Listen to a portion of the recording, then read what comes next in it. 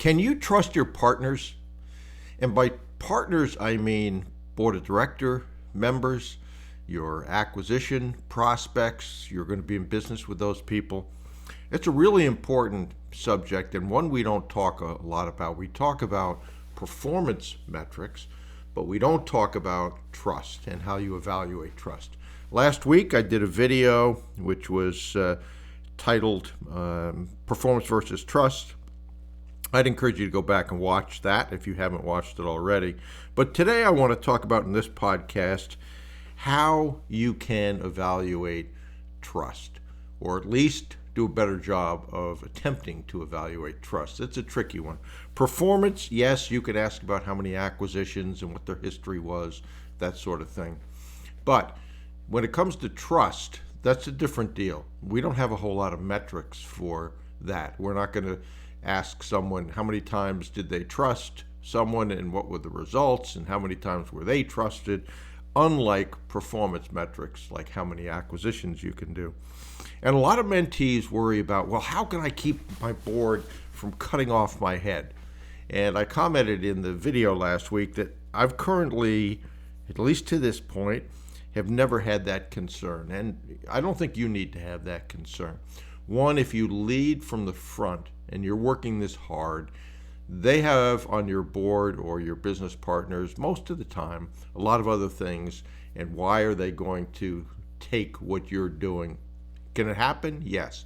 Will it likely happen if you're working this the right ways? Probably not. So let's talk about how you might be able to evaluate trust. My mentor and I have known each other and been in business for 31 years. 32 years this coming February. And if you were to ask him, does he trust Bruce Whipple? I am without a doubt sure that he would say, yes, I do. And the same is true. If you were to ask me if I trust him, the answer is yes, I do. So how did that trust come about? It came about over time. It came about being in battles together and seeing that you actually could trust someone. Well, you don't have that luxury of 32 years when you are picking your board or your acquisition partners. So how can you get a better handle on it? And I'm not telling you can totally evaluate it, but you can get a better handle on it. And you can do some things like behavioral interviewing. One of the things you might think about is that saying to a potential board member or prospect, I think that trust is really important in a relationship, and whether that's personal or business. And so how did you evaluate trust when you were interviewing people? You probably never have been asked that question. What the answer to that would be interesting.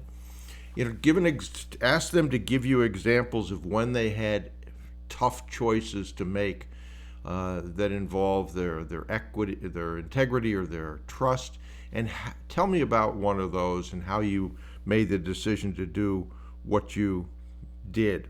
They could certainly come up with that. We do some things.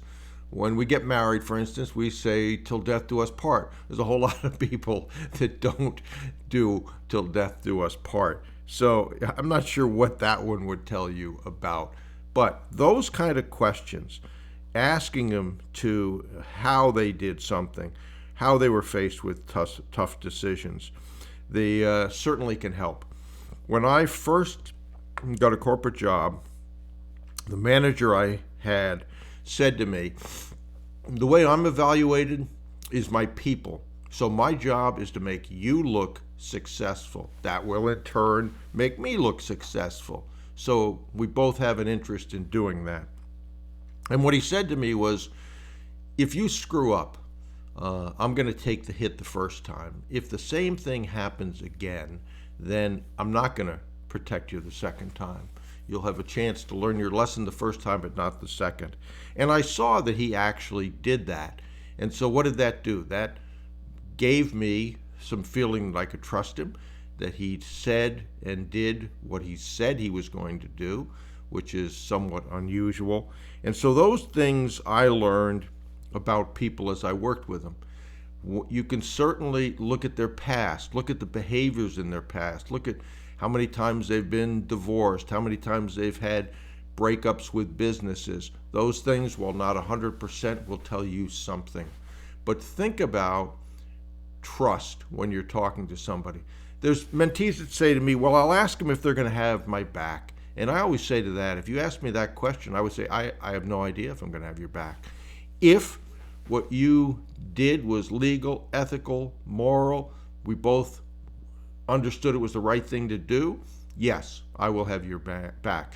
If you cheated, did something unethical, illegal, I will absolutely not have your back. So understand those rules up front. But we all have things in our past where we broke our word, we didn't follow up on something, and so you can get an example of those. Maybe you could ask someone, how do you instill trust in your children? How do you have trust with your wife? Remember, these are tricky questions.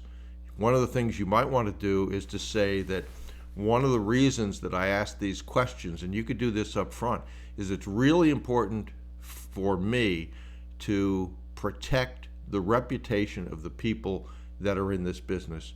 So I do ask some hard questions because those are better asked now than later on to find that out. I recently had a situation with a mentee who was in the middle of a deal, and the lawyer for the other side, well, we're concerned because your lawyer had this situation, this situation, this situation. There were 3 situations. Now, I asked the mentee, did you ask the question, is there anything in your past that would cause us a problem, whether it's finance or anything else? And the answer was no. But there were 3 things that at least required a explanation. If not, they were disqualifying.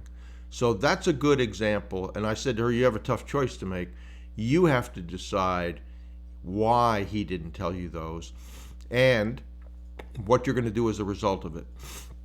Are you going to keep this guy on your board? Are you going to let him go? I already know what I would do, but I don't know what she's going to do. So I hope those things help. One of the things recently that I've done, and I was asked this a lot, would I create a course on seller finance? Because a lot of people are worried about how to get finance and where to get finance. And so I finally said yes to that. I'm in the process of putting that out. It'll be 6 weeks. It'll start November 12th. I don't know when you're listening to this podcast, but November 12th, 2024.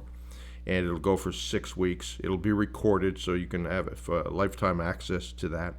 If you want to see what that entails, go over to brucewhipple.com. Look up under the boot camps and courses, the seller finance. If you want to go there directly, just go.brucewhipple.com/seller finance. There is an early bird special, which is time sensitive, so you can save some money if you look at that now and then decide that this is something you want to do.